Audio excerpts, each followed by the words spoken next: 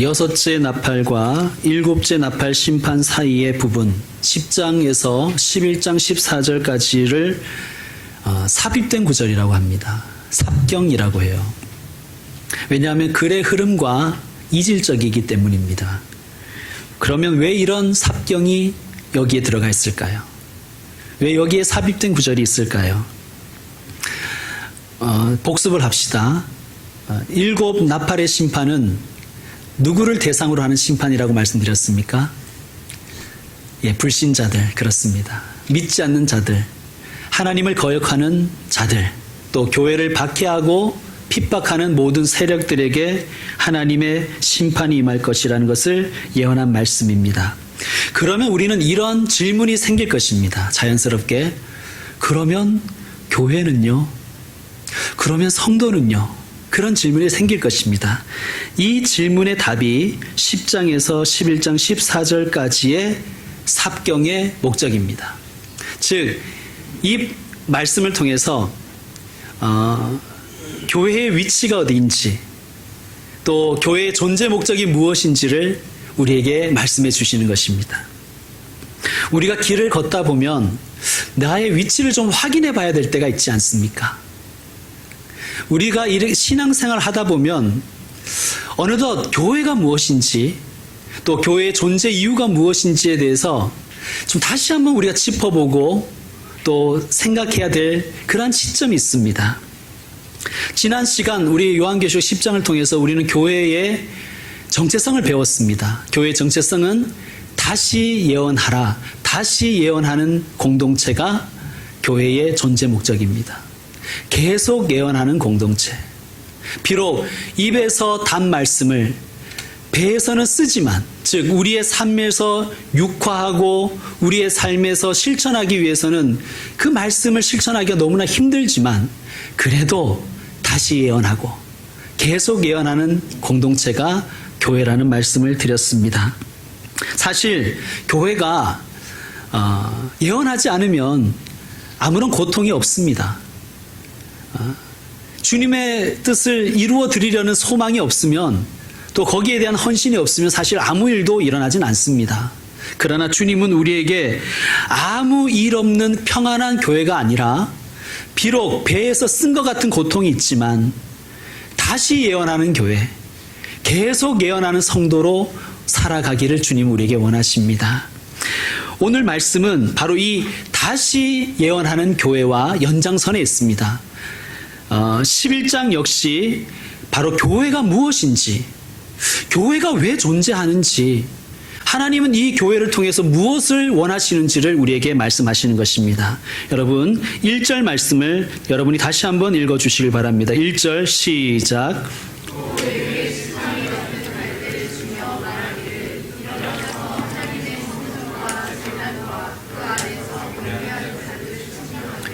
아멘. 하나님은 교회에게 이렇게 원하십니다. 일어나서 측량하라. 여러분, 왜 측량을 할까요? 측량을 하는 이유를 저는 경험한 적이 있어요. 이 땅에다가 이 예배당을 세울 때 제일 먼저 하는 일이 측량이었습니다. 여러분, 왜 측량을 해야 되는지 잘 아실 것입니다. 왜 측량을 할까요? 측량해야 정확하게 설계할 수가 있습니다. 그리고 설계는 건축을 전제로 합니다. 그냥 재미삼아 가로 세로 길이 한번 재봐라 이런 뜻이 아니에요. 하나님은 하나님 나라를 세우시는 그 목적이 있고 그 목적을 이루실 것입니다. 그래서 우리에게 측량하라고 말씀하시는 거예요. 측량하라는 것은 헬라어 의미를 보면 완성을 염두에 두고 하는 행위입니다. 여러분, 하나님께는 어마어마한 계획이 계세요. 우리가 다 이해할 수 없는 계획이 있습니다. 하나님 나라입니다. 하나님은 그 하나님의 나라를 반드시 이루실 것입니다. 그 놀라운 계획에 우리를 초청하신 거예요. 측량하라. 여러분, 측량하라 하는 이 말씀에는 하나님의 따뜻한 사랑의 마음이 담겨져 있어요. 같이 일하자. 나와 같이 동력하자. 여러분, 이 말이 됩니까? 위대하신 하나님, 전능하신 하나님께서 하나님 나라의 계획을 세우시고 그 계획을 반드시 이루시는데 거기에 우리와 함께 우리가 함께 동참하기를 원하신다는 말씀입니다. 제가 어릴 때 저희 아버지는 시골에서 목회를 하셨어요. 그래서 제게는 장난감이 별로 없었습니다. 그래서 아버지는 손수 나무를 자르고 대패질하고 톱질하고 못질해서 칼도 만들어주시고 총도 만들어주시고 또 책상도 만들어주셨던 기억이 있습니다. 그런데 문제는요, 그때마다 제가 어릴 때 이름이 요셉이었거든요. 요셉아 이래 부르셔서 이거 좀 해봐라, 저거 좀 해줄래? 자꾸 일을 시키시는 거예요. 얼마나 귀찮았는지 몰라요. 지금 친구들하고 나가서 놀아야 되는데 시골이니까 얼마나 놀 게 많았겠습니까? 친구들과 놀 시간도 부족한데 자꾸 아버지가 일을 시키시는 거예요. 저는 제가 아빠가 되어 보니 그때 제 아버지의 심정을 조금은 이해할 수 있을 것 같아요. 효율성 때문에 나를 부르신 게 아니에요. 사랑하셔서 부르신 거예요. 같이 시간을 보내시고 싶어서. 그러니까 일은 어떻게 보면 아버지의 구실일 수가 있겠죠. 무뚝뚝한 아버지가 어린 아들과 같이 그냥 같이 있고 싶어서 저를 초청하셨을 것입니다. 여러분, 하나님 마찬가지입니다. 하나님은 사실 하나님의 계획을 완성해 가시는데 우리가 별로 필요 없습니다, 사실은. 우리가 더 거추장스러울 때가 있을 수도 있어요. 그런데 하나님은 우리와 함께 하길 원하십니다. 따뜻한 사랑으로 얘야 나와 같이 일하자. 측량해 보거라. 그것이 우리 주님의 마음일 것입니다. 사랑하는 형제 자매 여러분, 우리 함께 측량해 가십시다. 오늘 말씀해 보니 이렇게 되어 있습니다. 하나님의 성전과 제단과 그 안에서 경배하는 자들을 측량하라. 교회를 측량하라는 거예요. 성도들을 측량하라는 거예요. 무슨 말씀이겠습니까? 우리가 경배 찬양에서 부를 그 찬양의 가사처럼 교회가 교회 되게, 예배가 예배 되게, 주의 교회가 성령께서 임재하시고 성령께서 역사하시는 곳이 될 수 있도록 우리가 측량하는 것입니다. 교회가 양육을 하든 교육을 하든 선교를 하든 전도를 하든 나눔을 실천하든 섬기든 그 모든 교회의 사역들이 원래의 목적에 부합할 수 있도록 측량하는 것입니다. 주님께서 우리를 초청하시는 거예요. 여러분, 같이 동참해 주시길 바랍니다. 자, 2절 말씀도 여러분이 한번 읽어 주십시오. 2절 시작.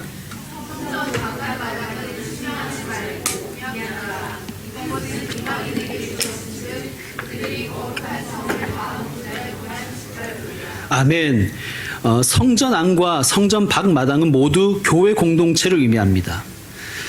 교회 공동체가 측량하려고 하면, 주님의 뜻에 동참해서 측량하려고 하면 어떤 일이 생기냐 하면 이방인의 저항에 부딪힌다는 거예요.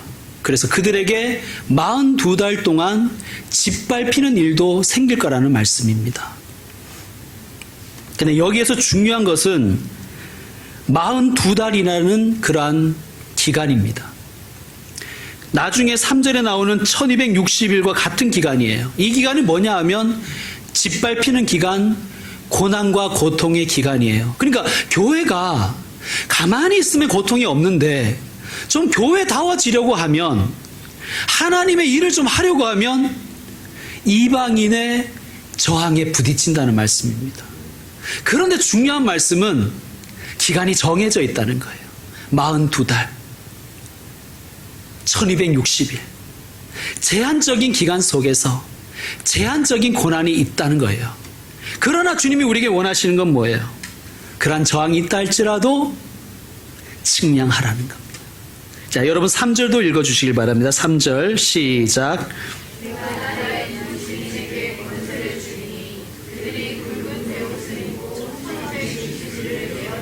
아멘.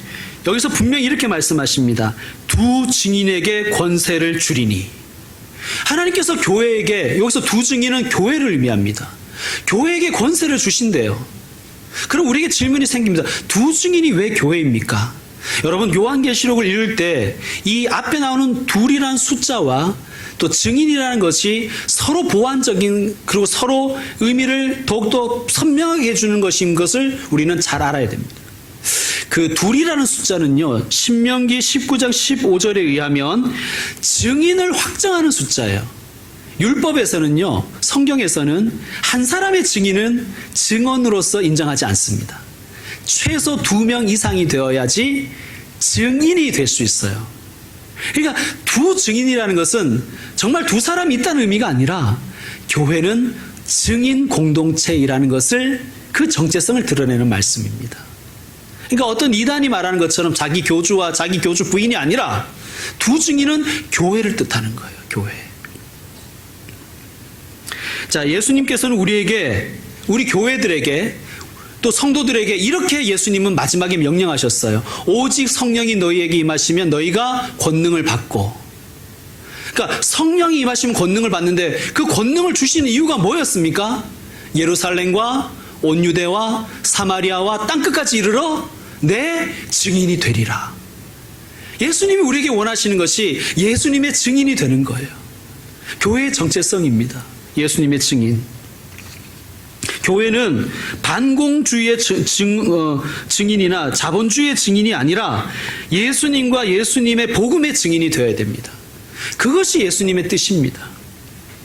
자, 그런데 문제는 두 증인에게 권세를 주셨는데 왜 권세를 주셨냐 하면 3절에 나온 것처럼 굵은 베옷을 입고 예언해야 되기 때문입니다.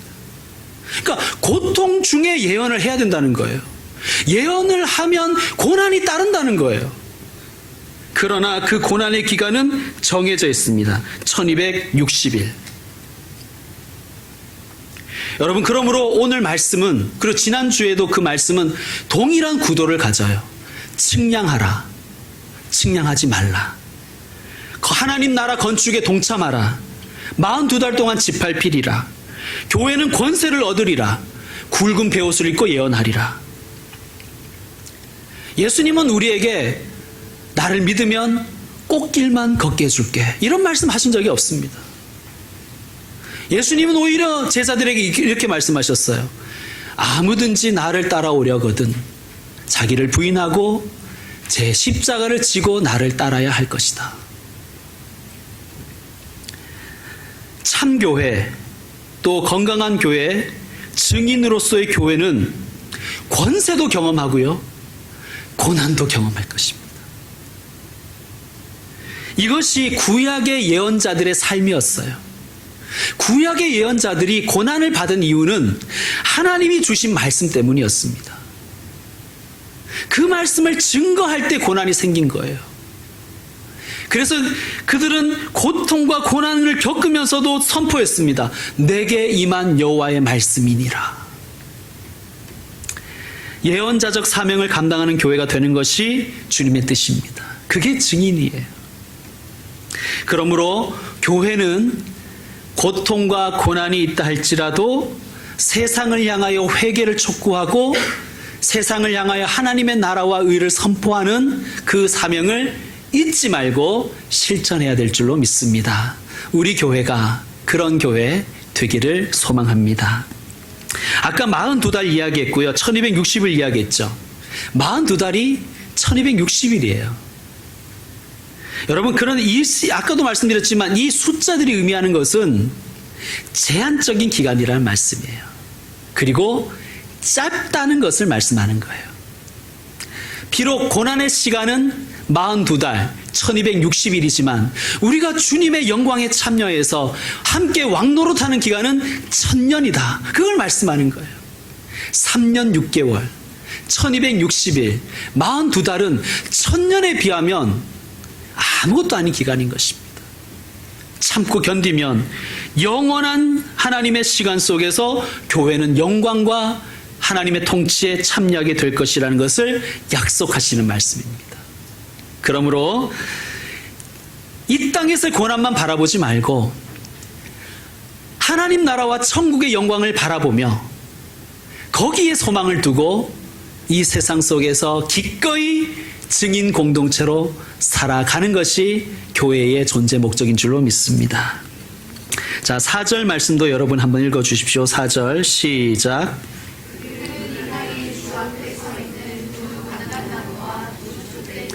아멘. 두 감람나무와 두 촛대도 이 구약에 있는 스가랴서라는 말씀과 아주 밀접한 관련이 있어요. 정리하면 이렇습니다. 두 감람나무가 누구인가? 그 스가랴서에 보면 수룹바벨과 여호수아라고 돼요. 여호수아가 두 감람나무입니다. 수룹바벨은 총독이었죠. 그러니까 왕 같은 역할을 하는 사람이죠. 여호수아는 대제사장이었습니다. 그러니까 이것이 무엇을 의미하냐 하면 교회는 왕 같은 제사장, 즉 왕과 제사장의 역할을 감당해야 한다는 것을 말씀하는 거예요. 여러분, 교회는 이 땅 가운데서 하나님의 통치를 실행할 책임이 있습니다. 그러니까 교회 안에서는요, 교회 공동체는 당연히 하나님의 뜻대로 움직여야 되고요, 또 하나님의 통치가 흘러갈 수 있도록 하는 것이 교회의 존재 목적이라는 말씀입니다. 또한 교회는 제사장 역할을 해야 돼요. 여러분, 제사장 역할의 가장 중요한 역할은 하나님과 사람을 연결하는 중보자 역할입니다. 교회는 그 부르심을 받았다는 것입니다. 두 촛대는 우리가 요한계시록 1장 20절 마지막에서 본 것처럼 7 촛대는 7 교회니라. 그러니까 촛대는 교회라는 말씀이죠. 7은 촛대의 성격을 밝혀주는 거예요. 7이 뭐라 그랬죠? 완전한 그 충족성. 그러니까 교회가 완전하다는 거예요. 완전하다. 그러니까 이 땅에 있는 김포평강교회가 완전하다는 게 아니라 하나님 나라의 교회, 그러니까 예수 그리스도의 몸된 교회, 우리의 보이지 않는 그 교회는 완전하다는 것입니다. 그러면 두 교회는, 두 촛대는 무엇을 의미합니까? 증인된 교회. 왕 같은 제사장의 역할을 감당해야 되는 증인으로서의 교회를 다시 한번 선명하게 밝혀주는 말씀입니다. 여러분, 5절 말씀 여러분이 한번 읽어주십시오. 5절 말씀 시작.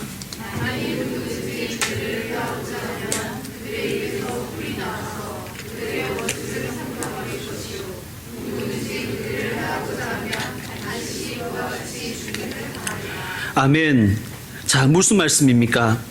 두 증인, 두 감람나무, 두 촛대, 이 교회를 하나님은 보호하시고 지키시겠다는 말씀입니다. 누구든지 그들을 해하고자 하면 그들의 입에서 불이 나와서 그들의 원수를 삼켜버릴 것이요, 누구든지 그들을 해하고자 하면 반드시 그와 같이 죽임을 당하리라. 내가 내 교회를 세우리니 음부의 권세가 이기지 못하리라. 하나님의 약속의 말씀입니다. 자, 6절 말씀 여러분 또 읽어주시기 바랍니다. 시작.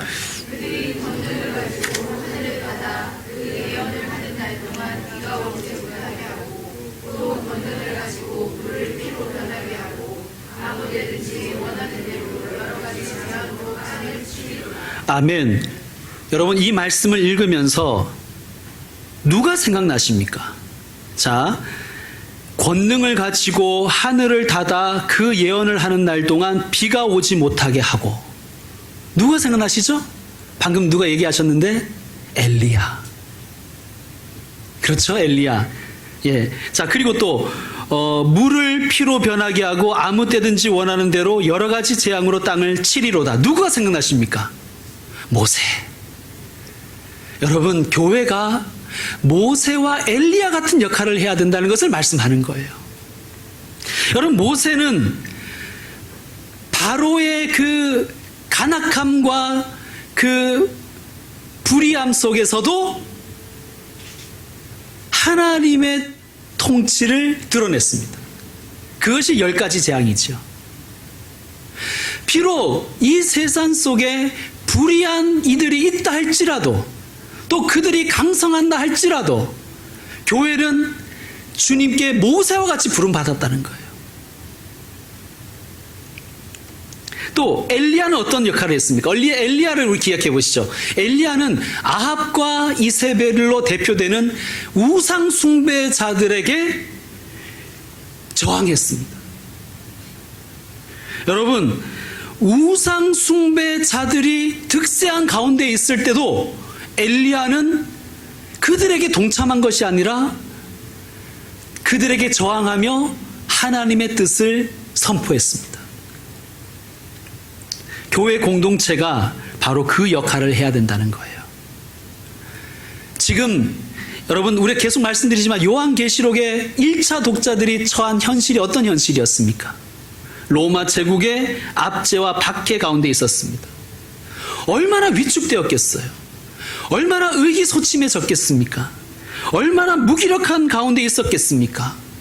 그런 교회를 향해서 하나님은 너희들은 모세와 같은 역할을 해야 된다 말씀하시는 거예요. 로마 황제라는 그 살아있는 사람을 신으로 받들어서 우상 숭배를 강요했어요. 마치 엘리야의 시대처럼 말이죠. 그런데 하나님 말씀하십니다. 너희들은 우상 숭배가 판을 치고 우상 숭배하는 자들이 득세하는 세상 가운데서도 엘리야 같은 역할을 해야 된다. 그 말씀을 하시는 것입니다. 역시 마찬가지입니다. 이것이 교회의 존재 목적이에요. 이것이 교회를 세우신 하나님의 이유입니다. 세상의 불의와 또 세상의 우상 숭배 앞에 하나님의 통치를 실행하고 하나님의 나라를 선포하는 것, 그것이 교회의 위치인 줄로 믿습니다. 이제 말씀 마무리하겠습니다. 원래 본 영화 중에 좀 인상적인 영화 중에 하나는 기생충이었습니다. 여러분도 뭐 어느 정도 동의하시는 분도 있으실 거예요. 거기에 가장 가난한 가장 기택이 나오죠. 송강호 씨. 이분이 이런 얘기를 하더라고요. 가장 완벽한 계획은 무계획이야. 그런데 또 이 아버지가 아들의 계획을 들은 후에는 이렇게 얘기합니다. 아들아, 역시 너는 계획이 다 있구나. 그런데 참 무계획이 있든 계획이 있든 무계획이든 계획이든 계획대로 되지 않습니다. 별반 다를 게 없습니다. 여러분, 그런데 오늘 성경은 우리에게 선포합니다. 하나님은 계획이 다 있으시단다. 자, 기택의 가정은 무계획이든 계획이 있든 별반 다를 게 없었고 계획해도 계획대로 이루어지지 않았습니다. 하지만 하나님의 계획은 반드시 이루어집니다. 계획이 곧 완성입니다. 그러므로 사랑하는 성도 여러분, 믿고 측량하십시오. 믿고 두 증인의 삶을 살아가십시다. 또 믿고 두 감람나무의 교회가 되십시다. 그리고 믿고 두 촛대의 사명을 감당하십시다. 그리고 하나님을 신뢰하고 모세와 엘리야의 역할을 우리가 헌신하고 감당해 가십시다. 그것이 오늘 말씀을 통해서 우리가 들어야 될 말씀입니다. 믿고 흔들리지 말아라. 믿고 일어나 측량하라. 우리 주님의 말씀을 우리의 가슴으로 받고 실천하는 여러분의 삶, 또 교회에 나아갈 길 되기를 축원드립니다. 기도하겠습니다.